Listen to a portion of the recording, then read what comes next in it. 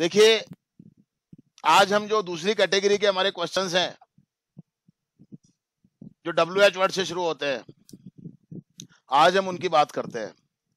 तो एक बात तो आप ये समझ लीजिए अच्छे तरीके से कि ये जो WH वर्ड से शुरू होने वाले क्वेश्चन होते हैं, इनके आंसर कभी भी यस या नो में नहीं होंगे। यानी कि ये ऐसे क्वेश्चन होते हैं जिनमें आपको किसी व्यक्ति का, किसी वस्तु का, किसी स्थान का, कोई समय, कोई कारण, कोई संबंध, कोई चयन, अपन कई चीजें उनमें से कोई एक चीज को हम चुन रहे हैं, कोई मात्रा, कोई संख्या, कोई दूरी, कोई अवधि, कोई तरीका, विधि, कोई अवस्था, स्थिति आदि के बारे में पूछा जाता है। हाँ या ना में नहीं। मतलब ऐसे क्वेश्चन होंगे जिनके जवाब में आपको किसी व्यक्ति का नाम बताना होगा, किसी वस्तु का नाम बताना होगा, कोई स्थान बताना होगा, कोई टाइम बताना होगा, कोई रीजन बताना होगा, कारण, कोई संबंध बताना होगा। आप चयन कर रहे हैं किसी चीज को तो चयन बताना होगा, आपको कहां से चयन कर रहे हैं, कोई मात्रा बतानी होगी, कोई संख्या बतानी होगी, कोई दूरी या अवधि बतानी होगी, विधि, कोई तरीका बताना होगा, अवस्थाएं बताना होगा आपको। क्लियर हो गई बात आपको? हाँ या ना में जवाब नहीं आएगा इनका। और एक एक WH वर्ड को हम अभी पढ़ेंगे आगे, और इनको आप ध्यान से समझने की कोशिश करें, ये बहुत ही इंपॉर्टेंट होते हैं। और ये जो WH वर्ड होंगे, इनको WH वर्ड इसलिए कहा जाता है क्योंकि ये WH वर्ड से प्रारंभ होते हैं। हाँ, एक WH वर्ड होता है ऐसा हाउ, वो WH वर्ड से प्रारंभ नहीं होता, फिर भी इसको WH वर्ड की कैटेगरी में ही रखा जाता है। देखिए, कुल मिलाकर के जो WH वर्ड्स होते हैं वो होते हैं 9 टोटल।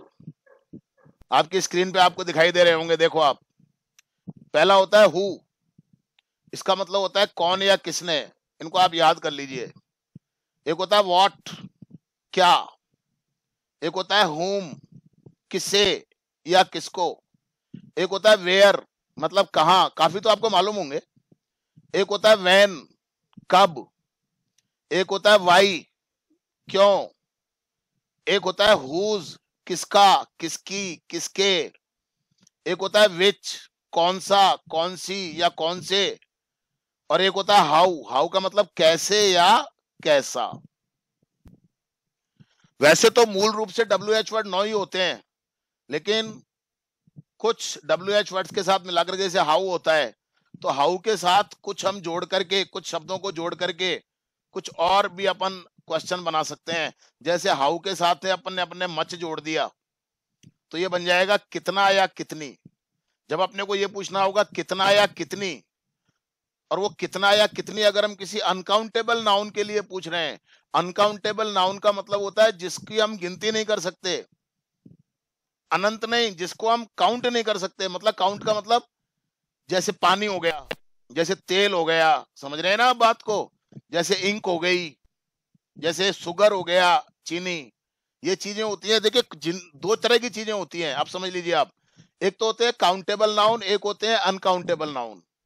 कुछ चीजों को तो हम गिनती कर सकते हैं, मतलब उनकी मात्रा गिनती में अपन बता सकते हैं, और कुछ चीजों की अपन गिनती नहीं कर सकते। कुछ चीजों की मात्रा जो होती है ना, वो किलो में या लीटर में, इस तरीके से होती है। आप समझ रहे हैं मेरी बात को?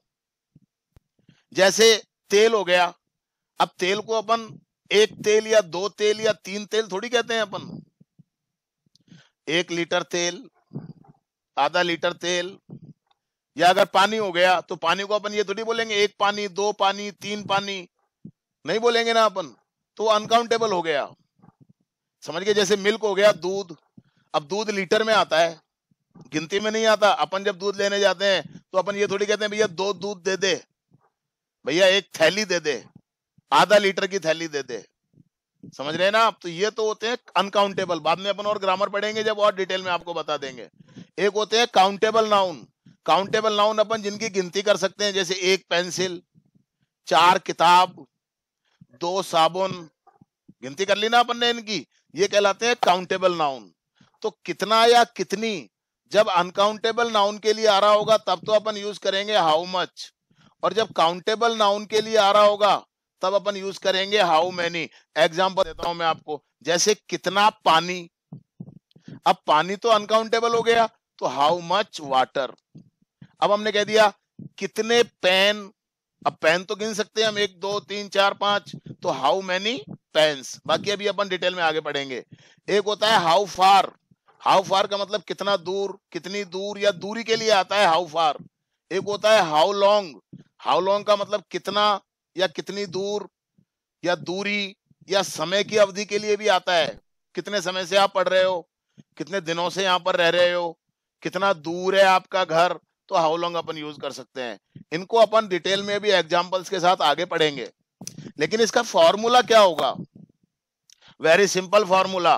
कल आपने जो फॉर्मूला यूज किया था हेल्पिंग वर्ब वाले सेंटेंसेस में, उनमें आपने हेल्पिंग वर्ब पहले लगाई थी, लेकिन WH वर्ड वाले में क्या होगा, बस WH वर्ड पहले आ जाएगा बस, उसके बाद हेल्पिंग वर्ब आ जाएगी, देख लो आप। उसके बाद में सब्जेक्ट आ जाएगा, फिर मेन वर्ब की फॉर्म आ जाएगी टेंस के अनुसार। फॉर्मूला सारे टेंसेस में यही चलेगा। देखो यहाँ पे लिखा हुआ WH वर्ड चाहे कोई सा भी टेंस हो, हेल्पिंग वर्ब टेंस के अनुसार, सब्जेक्ट और मेन वर्ब की जो फॉर्म आएगी वो टेंस के अनुसार आ जाएगी, ऑब्जेक्ट आ जाएगा और अदर वर्ड्स आ जाएगा, चाहे कोई सा भी टेंस हो। और देखो मैंने नीचे लिखा हुआ है WH वर्ड से प्रारंभ होने वाला क्वेश्चन चाहे किसी भी टेंस का हो, उपरोक्त फॉर्मूला ही यूज होगा। केवल टेंस के अनुसार हेल्पिंग वर्ब और मेन वर्ब की फॉर्म बदल जाएगी। इसलिए एक बार जब यह फॉर्मूला आपके दिमाग में प्रैक्टिस के द्वारा, प्रैक्टिस पे ज्यादा जोर डाल रहा हूं मैं, प्रैक्टिस के द्वारा स्थापित हो जाएगा, तो आप सभी टेंसेस के WH वर्ड से प्रारंभ होने वाले क्वेश्चन भी आसानी से और तेजी से बनाने लग जाओगे। लेकिन ये तभी पॉसिबल हो पाएगा जब आप सेल्फ प्रैक्टिस करोगे।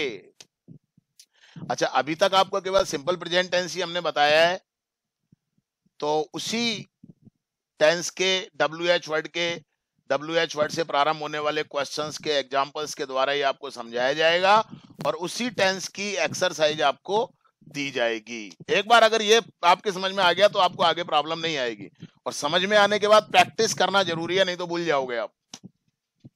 फॉर्मूला क्या होगा इसका, वही WH word, simple present tense है तो हेल्पिंग वर्ब डू या डज आ जाएगी, फिर सब्जेक्ट आ जाएगा, फिर मेन वर्ब की फर्स्ट फॉर्म आ जाएगी सिंपल प्रेजेंट टेंस में, और फिर ऑब्जेक्ट आ जाएगा और फिर अदर वर्ड्स आ जाएंगे। फिर मैं आपको कह रहा हूं फॉर्मूला सारे टेंसेस में यही रहेगा, बस हेल्पिंग वर्ब बदल जाएगी और मेन वर्ब की फॉर्म बदल जाएगी, जगह यही रहेगी। तो आइए जरा एक एक WH वर्ड को हम देखते हैं। आइए, सबसे पहले हु का मतलब होता है कौन या किसने। देखिए आप ध्यान लगाइए, आप कहीं इधर उधर ध्यान मत लेके जाइए। आप मेरे को इस समय आप दिख नहीं रहे हो, इसलिए आपका ध्यान कहाँ है आपको देखना पड़ेगा। हु को कब हम यूज करते हैं, जब हमें सब्जेक्ट को जानना होता है, यानी कि जब हु से क्वेश्चन बनाया जाता है तो सेंटेंस में सब्जेक्ट नहीं होता है, तो सब्जेक्ट को जानने के लिए ही हु को यूज किया जाता है। अच्छा, एक बात और ध्यान रखनी है कि जब सिंपल प्रेजेंट टेंस होगा तो हु के साथ हेल्पिंग वर्ब को यूज नहीं किया जाएगा। ध्यान रखें आप, कंपटीशन के लिए विशेष रूप से ना, कंपटीशन की इंग्लिश ऐसे ही नहीं आती है, अगर बेसिक नहीं होगी तो कुछ नहीं आएगा, बता रहा हूं मैं आपको। ऐसा केवल सिंपल प्रेजेंट टेंस और सिंपल पास्ट टेंस में ही होता है, इसलिए सभी टेंसेज में, बाकी सभी टेंसेज में हु के साथ हेल्पिंग वर्ब को यूज किया जाता है। फॉर्मूला क्या होगा इसका, सबसे पहले हु आएगा, सब्जेक्ट इसके अंदर होगा ही नहीं, मेन वर्ब की फर्स्ट फॉर्म आ जाएगी या एस या एस की फॉर्म आ जाएगी, फिर ऑब्जेक्ट आ जाएगा और फिर अदर वर्ड्स आ जाएंगे। ध्यान से देखिए आप, वही सब्जेक्ट वर्ब ऑब्जेक्ट, बस ये वर्ड ऑर्डर है, आप थोड़ा ध्यान रखिए। अब समझिए कि कब मेन वर्ब की फर्स्ट फॉर्म आएगी और कब एस या एस फॉर्म आएगी।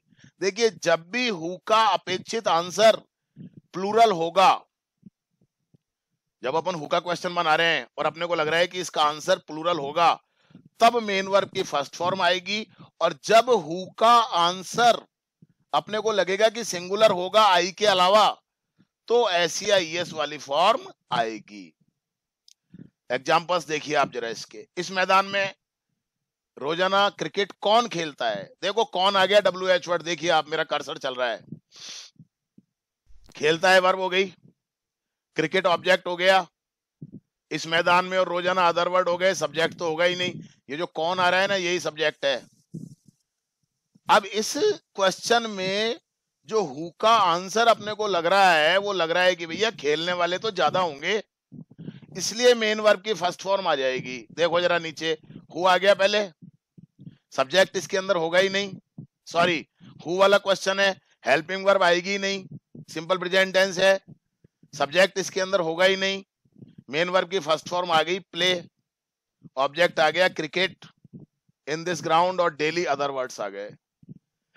एक सेंटेंस आप और देखिए, तुम्हें पैसे कौन देता है। देखिए कौन WH वर्ड हो गया है, देखो मेरा कर्सर चल रहा है, देता है वर्ब हो गया, और तुम्हें इनडायरेक्ट ऑब्जेक्ट हो गया, और पैसे डायरेक्ट ऑब्जेक्ट हो गया, और ये दोनों ही ऑब्जेक्ट हैं, ये यहां पर लिखा हुआ है।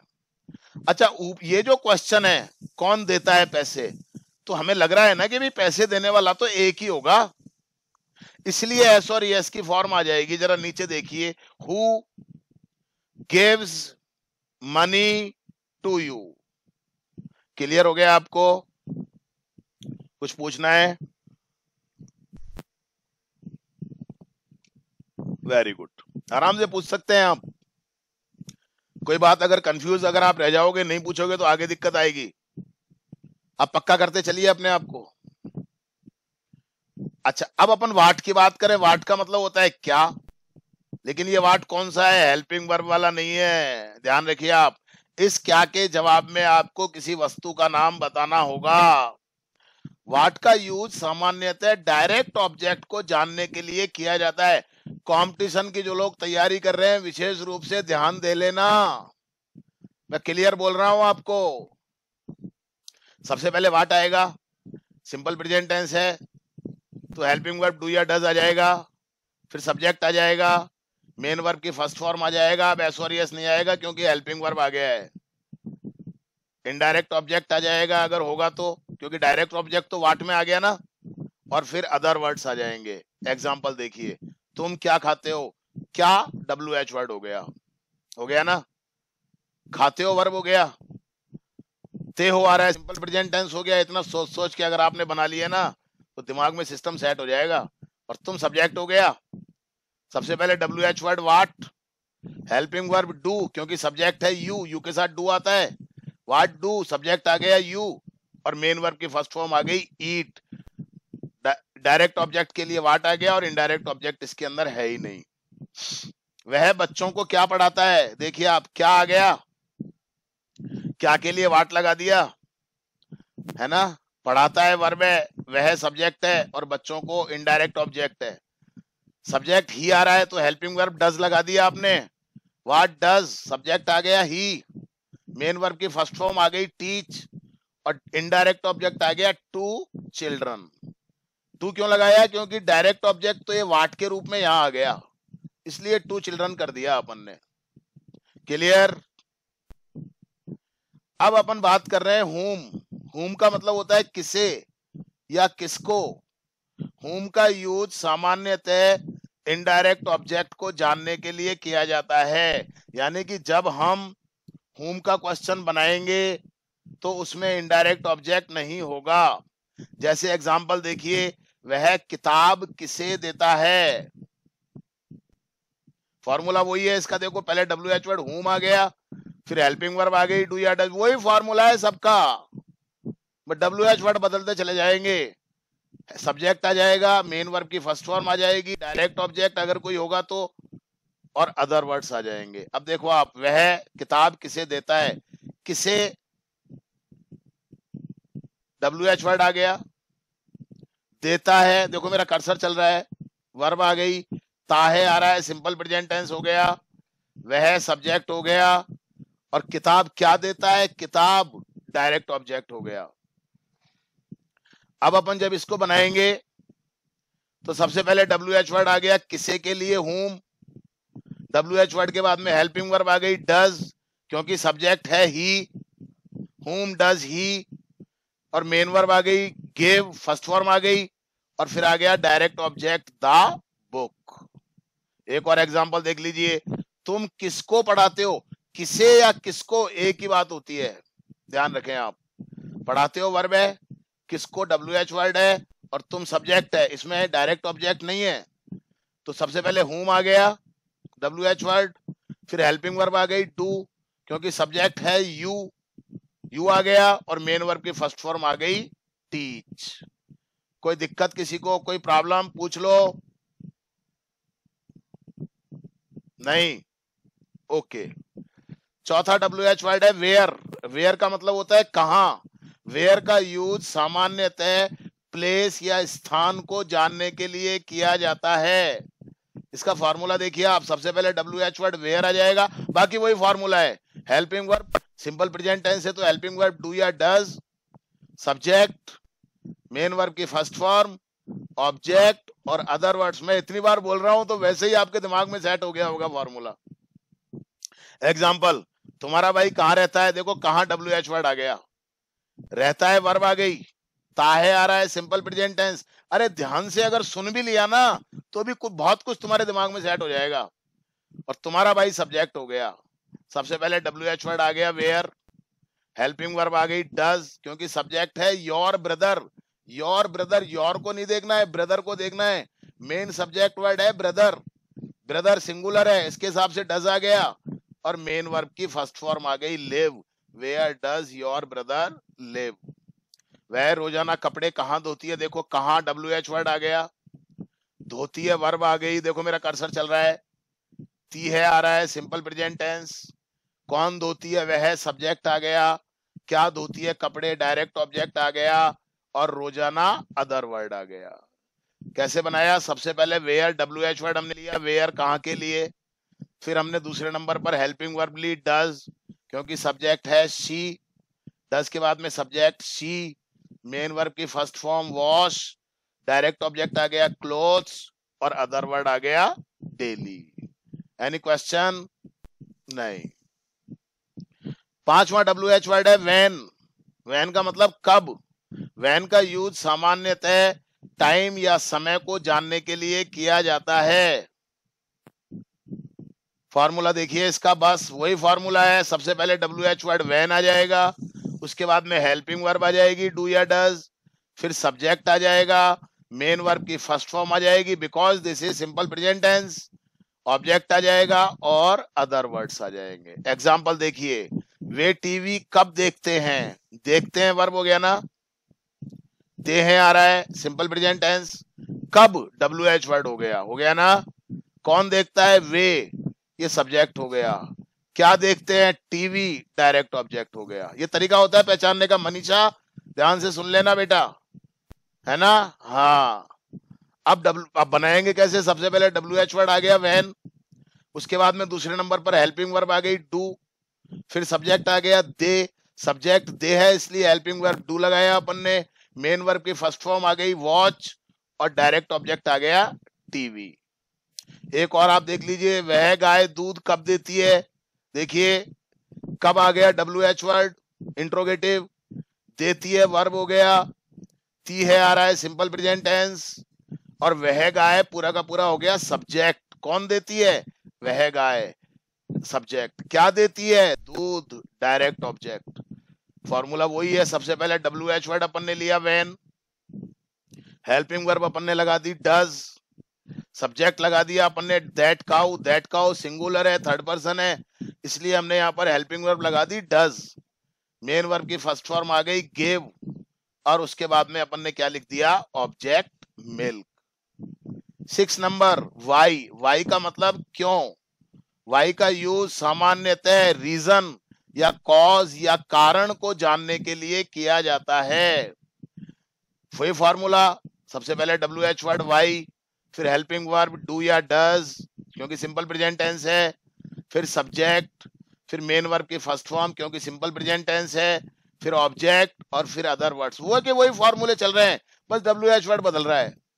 बच्चे रोजाना, बच्चे विद्यालय क्यों जाते हैं, क्यों आ गया देखो डब्ल्यू एच वर्ड, जाते हैं वर्ब आ गया, ते हैं आ रहा है सिंपल प्रेजेंट टेंस हो गया, बच्चे सब्जेक्ट हो गया, कौन जाते हैं बच्चे, और विद्यालय अदर वर्ड हो गया। बनाएंगे कैसे इस फॉर्मूले के हिसाब से, सबसे पहले डब्ल्यू एच वर्ड आ गया वाई, उसके बाद में दूसरे नंबर पर हेल्पिंग वर्ब आ गई डू, हेल्पिंग वर्ब डू क्यों आई क्योंकि चिल्ड्रन सब्जेक्ट है जो कि प्लूरल है, बहुवचन है, ठीक है। तो वह वाई डू चिल्ड्रन और फिर मेन वर्ब की फर्स्ट फॉर्म गो और फिर अदर वर्ड आ गया टू स्कूल।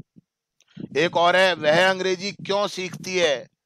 तो देखिए क्यों WH वर्ड हो गया, सीखती है वर्ब हो गया, ती आ रहा है सिंपल प्रेजेंट टेंस हो गया, ती है आ रहा है सिंपल प्रेजेंट टेंस हो गया, वह सब्जेक्ट हो गया, कौन सीखती है, वह क्या सीखती है, अंग्रेजी, ये डायरेक्ट ऑब्जेक्ट आ गया। वही फार्मूला, सबसे पहले वाई, हेल्पिंग वर्ब दूसरे नंबर पर डज, डज हेल्पिंग वर्ब क्यों लगाई, क्योंकि सब्जेक्ट आ रहा है शी, फिर मेन वर्ब की फर्स्ट फॉर्म लर्न और फिर ऑब्जेक्ट आ गया इंग्लिश। इसके बाद है हुज, हुज का मतलब होता है किसका, किसकी और किसके। हुज का यूज सामान्यतः पोजीशन या अधिकार या स्वामित्व या संबंध आदि को जानने के लिए किया जाता है। देखिए जब हम किसका मतलब अपन ये पूछ रहे हैं किसका, अपन पोजीशन पूछ रहे हैं, संबंध पूछ रहे हैं, फॉर्मूला क्या होगा इसमें, थोड़ा सा आपको ध्यान ये रखना है कि जब हुज वाला बनाओगे ना आप, अभी तक तो अपन ने क्या किया था, WH वर्ड के बाद में हेल्पिंग वर्ब आ गई थी, लेकिन इसमें ऐसा नहीं होगा। इसमें पहले हुज आएगा, फिर कोई भी व्यक्ति या वस्तु आएगी। व्यक्ति या वस्तु कैसे, अभी बताऊंगा मैं नीचे आपको। उसके बाद हेल्पिंग वर्ब आएगी, फिर सब्जेक्ट आएगा, फिर मेन वर्ब की फर्स्ट फॉर्म आएगी और फिर ऑब्जेक्ट और अदर वर्ड्स आएंगे। थोड़ा सा ध्यान रखना है इसमें आपको। जैसे हमने एक सेंटेंस लिखा, वह किसकी कार चलाती है, देखो WH वर्ड के साथ में आ रहा है किसकी कार, अपन इनको हिंदी में भी अलग अलग नहीं कर सकते, तो किसकी और कार ये एक साथ आएगा। देखो आप, हुज कार, ये मैंने जो लिखा है ना, हुज के बाद में कोई व्यक्ति या वस्तु आएगा, तो देखो वस्तु आ गई ना, हुज कार, किसकी कार एक साथ आएगा। उसके बाद में हेल्पिंग वर्ब आएगी डज, ऐसे मत कर देना whose does see drive car, गलत हो जाएगा। हुज कार एक साथ आएगा, फिर आएगा हेल्पिंग वर्ब डज और फिर आएगी आपकी सब्जेक्ट आएगा शी और फिर आएगी मेन वर्ब की फर्स्ट फॉर्म ड्राइव। एक और देख लो, किसके कमरे में, देखो तीनों वर्ड एक साथ आ रहे हैं। ये पहले इन तीनों वर्डों को आपको लिखना है, तीनों वर्ड्स को आपको पहले लिखना है, इन हुज रूम। समझ रहे हैं मेरी बात को, आप थोड़ी प्रैक्टिस करेंगे तो पकड़ में आने लग जाएगा आपको। हो सकता है शुरू शुरू में आप गलती करें, पर कोई बात नहीं है, मैं जब आपका सेल्फ प्रैक्टिस चेक करूंगा तब मैं आपको समझाता रहूंगा। ये इन हुज रूम और उसके बाद में हेल्पिंग वर्ब आ गया डू और फिर सब्जेक्ट और फिर स्लीप। विच के साथ भी ऐसा ही होगा। अच्छा, विच को अपन कब यूज करेंगे, विच का मतलब होता है कौन सा, कौन सी या कौन से, यानी कि विच का यूज हम सामान्यतः कब करते हैं, सर, जब, हाँ बेटा बोलो बेटा। मैं से बोल रही हूँ, ये आपने बोला ना तुम किसके कमरे में सोते हो, हाँ, तो इसमें किसके कमरे में और किस कमरे में, दोनों में क्या डिफरेंस है। किस कमरे के लिए तो देखो नीचे वाला आएगा, विच, हाँ, किस कमरे में या कौन से कमरे में, एक बात हो गई ना, इन विच रूम, हाँ वेरी गुड, और ये किसके कमरे में, इन हुज रूम। हाँ समझ में आ गई बात आपको। हाँ सर। प्रैक्टिस करते समय ज्यादा से ज्यादा प्रैक्टिस करो आप, इंग्लिश पानी की तरह हो जाएगी, गारंटी दे रहा हूं मैं। रिजल्ट्स हैं, results with in 2 months, with in 2 months आप अगर मेहनत कर ली ना मेरे हिसाब से आपने, जैसे मैं कह रहा हूं, गारंटी दे रहा हूं मैं, 1 महीने तो जबरदस्त मेहनत होगी आपकी, 1 से सवा महीने, ज्यादा नहीं होता। पूरी जिंदगी निकाल दी, अंग्रेजी बोलना नहीं आया, मैं केवल 1 से सवा महीने की मेहनत मांग रहा हूं आपकी। और सच देखो आप, आपके साथ मैं भी बहुत मेहनत कर रहा हूं, हाँ सर पता है। इसलिए कर रहा हूं कि आप सीख जाओ, बहुत ज्यादा लालच नहीं है मेरे को, बस मेरा परिवार चल जाए और आप सीख जाओ। मैं जानता हूं शिक्षा बेचने की चीज नहीं होती है, लेकिन मजबूरी है मेरी, जो मैं आपसे कुछ टोकन मनी लेता हूं आप लोगों से, बहुत मजबूरी है मेरी। और मेरे बच्चे किसी दिन सेट हो गए ना अच्छी जगह पर, तो मैं ये भी नहीं लूंगा। पता है तुम्हारे को डिंपल अच्छे तरीके से, स्कूल में नहीं लेता था मैं, हाँ सर पता मालूम है आपको अच्छे तरीके से। मैं जानता हूं कि ये शिक्षा बेचने की चीज नहीं होती है, लेकिन मैं इसी में लगा रहता हूं। मैं अगर नहीं लूंगा तो मैं क्या करूंगा, आप सोच, समझदार हो आप सारे के सारे। चलो बहुत अच्छा लगा मुझे, आपने क्वेश्चन पूछा, आप क्वेश्चन पूछो, आप इंटेलिजेंट हो, मुझे अच्छा लगता है। और आप अपनी थोड़ी सी चीजों को ठीक करो। मैं आपकी वजह से भी बहुत परेशान हूँ 2-3 दिन से, सच बता रहा हूँ मैं आपको। मेरे को जब याद आती हैं चीजें तो मैं परेशान हो जाता हूँ। समझ गए हैं आप शायद मेरी बात को। आपको डांट के मुझे हाँ सर। अच्छा नहीं लगता है। मुझे आप लोगों को जब मैं डांटता हूँ तो मेरे को अच्छा नहीं लगता है, सच बता रहा हूँ मैं आपको। कोई भी जितने भी बैठे हुए हैं यहाँ पे सारे सुन लेना इस बात को। मुझे अच्छा नहीं लगता है, बिल्कुल अच्छा नहीं लगता है। मैं खुद बहुत परेशान रहता हूँ उसके बाद। चलिए आइए, विच का यूज अपन कम करेंगे जब अपने को कुछ चीजों में से कोई एक चीज का चुनाव करना हो, चयन करना हो, सेलेक्ट करना हो। इसका फॉर्मूला क्या होगा? वही पहले विच आएगा और विच के साथ में कोई ना कोई व्यक्ति या वस्तु आएगा, जैसे हुज में आया था। उसके बाद हेल्पिंग वर्ब आएगी, उसके बाद सब्जेक्ट, फिर मेन वर्ब की फर्स्ट फॉर्म, फिर ऑब्जेक्ट और फिर अदर वर्ड्स आएंगे। पहला सेंटेंस आप देखिए, वे लड़के कौन सा समाचार पत्र पढ़ते हैं।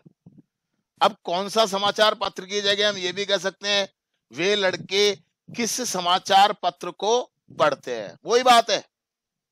अब इसमें आप देखिए कौन सा समाचार पत्र एक साथ है। देखो आप, मेरा कर्सर चल रहा है। इंग्लिश में भी एक साथ आएगा ये, विच न्यूज पेपर। इसके बाद हेल्पिंग, बस इतना सा ध्यान रखना है आपको, थोड़ा ध्यान रखोगे तो आ जाएगा। उसके बाद हेल्पिंग वर्ब आएगी डू, फिर सब्जेक्ट आएगा दोज बॉयज, वे लड़के, और फिर आएगा मेन वर्ब रीड। ऑब्जेक्ट तो इसमें है ही नहीं, या समझ लीजिए यहां आ गया ऑब्जेक्ट। तो ज्यादा नहीं सोचना है आपको। वह कौन सी कक्षा में पढ़ता है या वह किस कक्षा में पढ़ता है, एक ही बात है। कौन सी कक्षा में, देखो आप, एक साथ है पूरा का पूरा। इसको एक साथ लेना है आपको WH वर्ड में, इन विच क्लास। उसके बाद हेल्पिंग वर्ब आपको लगानी है डज, और फिर आपको लगाना है सब्जेक्ट शी, और फिर आपको लगाना है स्टडी या रीड। पूछ लिया करो आप बीच बीच में, जैसे अभी डिंपल ने पूछा।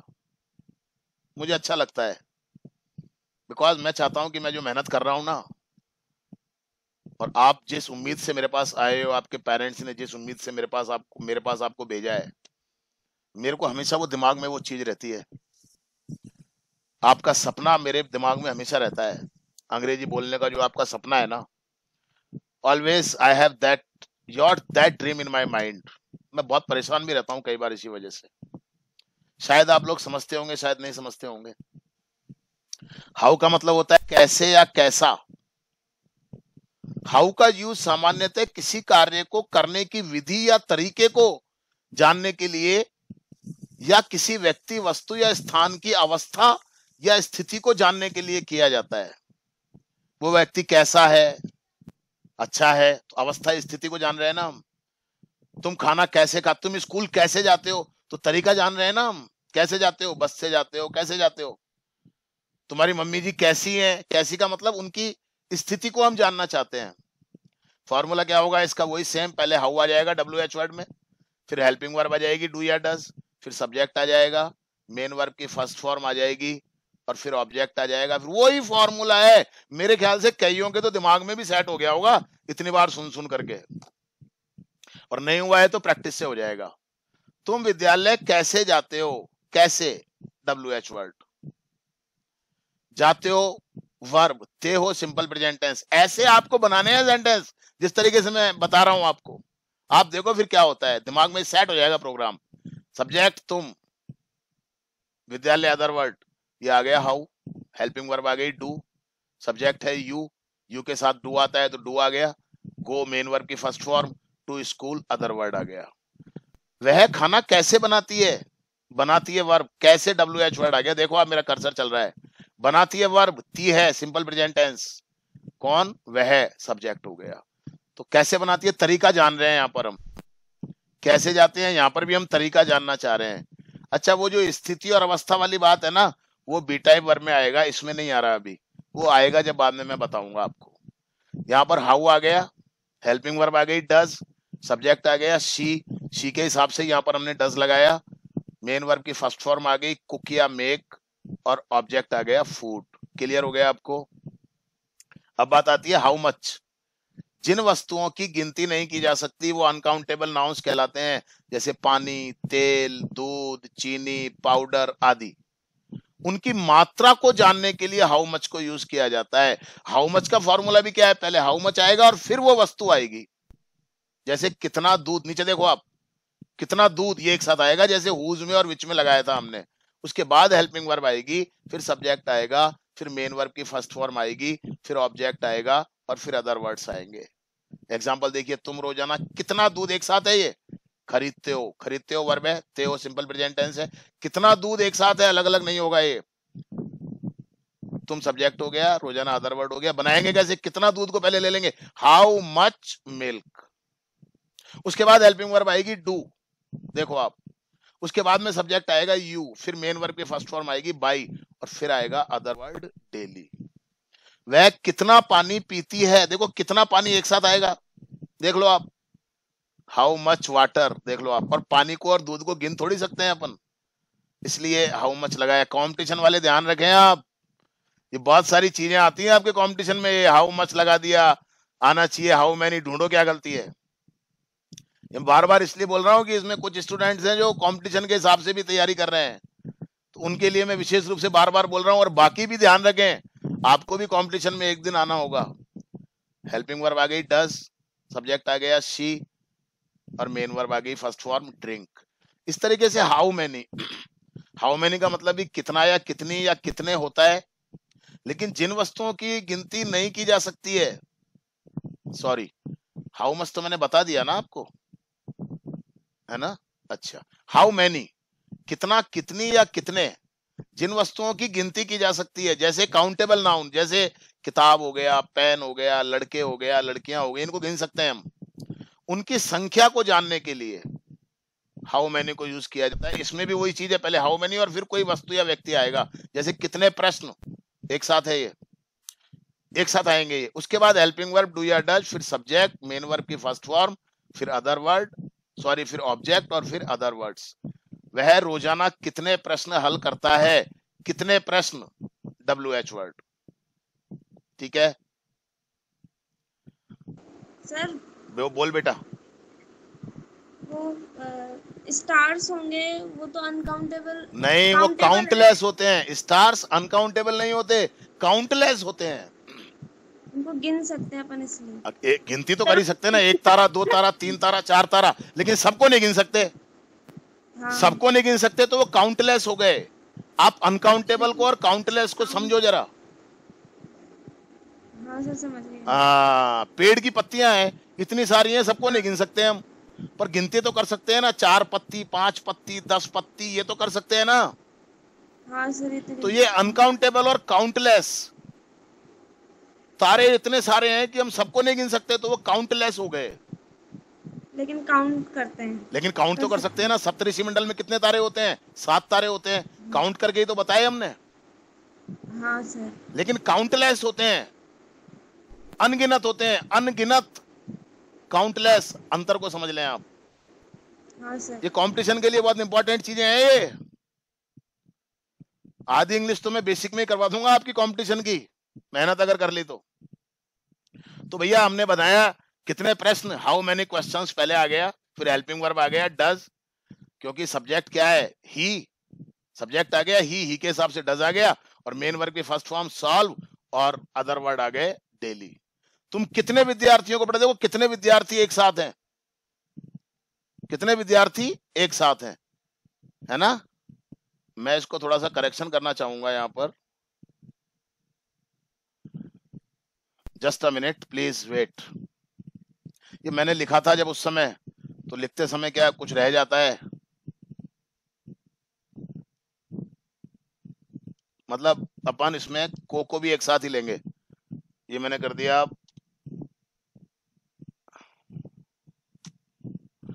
ठीक है। ये मैंने इसको भी अंडरलाइन कर दिया, पहले अंडरलाइन नहीं था ये, उस समय लिखते समय होता है। अब देखो हमेशा गुंजाइश होती है ठीक करने की, तो अब मैं इसको ठीक करता जा रहा हूं। अभी उस समय जब लिखा था, जब थोड़ा सा अलग हो जाता है। तो हाउ मेनी स्टूडेंट्स पहले आ गया, कितने विद्यार्थियों को, और डू यू टीच, क्लियर हो गया। इस तरीके से हाउ फार का मतलब कितना दूर या कितनी दूर, ये दूरी के लिए आता है हाउ फार। तो अपन जब इसको करेंगे तो पहले हाउ फार आ जाएगा WH वर्ड, देखो मेरा कर्सर, उसके बाद हेल्पिंग वर्ब डू या डज, फिर सब्जेक्ट, मेन वर्ब के फर्स्ट फॉर्म, ऑब्जेक्ट और अदर वर्ड्स। तुम रोजाना कितना दूर चलते हो, तो देखो कितना दूर तो WH वर्ड में आ गया, इसके लिए तो आ गया हाउ फार। उसके बाद हेल्पिंग वर्ब आ गई डू, सब्जेक्ट आ गया यू, यू के हिसाब से हमने डू लगाया, मेन वर्ब की फर्स्ट फॉर्म आ गई वॉक, और अदर वर्ड आ गया डेली। वह हर सप्ताह कितनी दूर कार चलाता है, तो देखो कितनी दूर एक साथ आ रहा है, हाउ फार आ गया। हेल्पिंग वर्ब आ गई डज, सब्जेक्ट आ गया ही के हिसाब से डज लगाया हमने, मेन वर्ब की फर्स्ट फॉर्म आ गई ड्राइव, कार आ गया ऑब्जेक्ट, और एवरी वीक आ गया other word. How long last है ये, हाउ लॉन्ग को अपन यूज करेंगे कितना समय, कितनी देर, या कितना दूर। अपन ने जैसे हाउ फार को यूज किया है ना, तो अपन हाउ लॉन्ग भी यूज कर सकते हैं कितना दूर के लिए, और कितनी देर के लिए भी अपन हाउ लॉन्ग को यूज करेंगे। हाउ फार की जगह अपन हाउ लॉन्ग को यूज कर सकते हैं, लेकिन हाउ लॉन्ग की जगह अपन हाउ फार को यूज नहीं कर सकते, ध्यान रखना आप। पीरियड ऑफ टाइम के लिए अपन इसको लगाते हैं, डिस्टेंस या दूरी जानने के लिए अपन इसको यूज करते हैं। जैसे तुम विद्यालय में कितनी देर पढ़ते हो, फॉर्मूला वही है बेटा उसका, हाउ लॉन्ग आ जाएगा पहले, हेल्पिंग वर्ब आ जाएगी डू या डज, सब्जेक्ट आ जाएगा, मेन वर्ब की फर्स्ट फॉर्म आ जाएगी, और ऑब्जेक्ट आ जाएगा, और अदर वर्ड्स आ जाएंगे। तुम विद्यालय में कितनी देर पढ़ते हो, कितनी देर, ये आ गया हाउ लॉन्ग।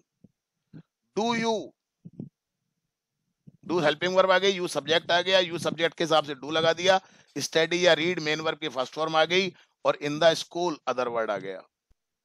एक और देख लीजिए, वह ऑफिस में कितनी देर रहता है, कितनी देर आ गया ना, तो कितनी देर के लिए how long, helping verb does, subject आ गया ही के हिसाब से हमने डज लगाया, रिमेन वर्ब आ गई रहने के लिए, और in the office other word आ गया। तो आई होप निश्चित रूप से आपको WH वर्ड बनाने वाले, WH वर्ड वाले क्वेश्चंस आप अच्छे तरीके से आ गए होंगे। ये बड़े इंपॉर्टेंट होते हैं, बातचीत करते समय ऐसे क्वेश्चन को बहुत यूज किया जाता है। क्वेश्चन भी आते हैं अपने, जब अपन एग्जाम्स दे रहे होते हैं तब भी क्वेश्चन आते हैं, उनमें भी WH वर्ड होते हैं। बहुत सारे बच्चों को WH वर्ड के मीनिंग ही पता नहीं होते, वो सेंटेंस को समझ ही नहीं पाते। इसलिए इसे अच्छी तरीके से समझ करके इसकी प्रैक्टिस करें, जिससे कि आप पूछे गए प्रश्नों का बोलकर और लिखकर सही आंसर दे सकें, और आवश्यकता पड़ने पर आप पूछ भी सकें। अब आगे जो आपको एक्सरसाइज दी जा रही है, वो WH वर्ड से बनने वाले क्वेश्चन की एक्सरसाइज दी जा रही है, जो कि सिंपल प्रेजेंट टेंस में ही है, क्योंकि अभी तक आपको सिंपल प्रेजेंट टेंस ही बताया गया है। इस एक्सरसाइज में वही सेंटेंसेस क्वेश्चन के रूप में चेंज करके दिए जा रहे हैं जो अफर्मेटिव सेंटेंस की एक्सरसाइज नंबर 3 में आपको दिए गए थे, इसलिए वोकैबुलरी नहीं दी जा रही है। जरूरत पड़ने पर आप एक्सरसाइज 3 की वोकैबुलरी को देख सकते हैं। देखो आप, ये एक्सरसाइज है आपकी, बाकी बातें तो वही है, पहला letter capital, question mark, helping verb do और डज को ध्यान से लगाएं।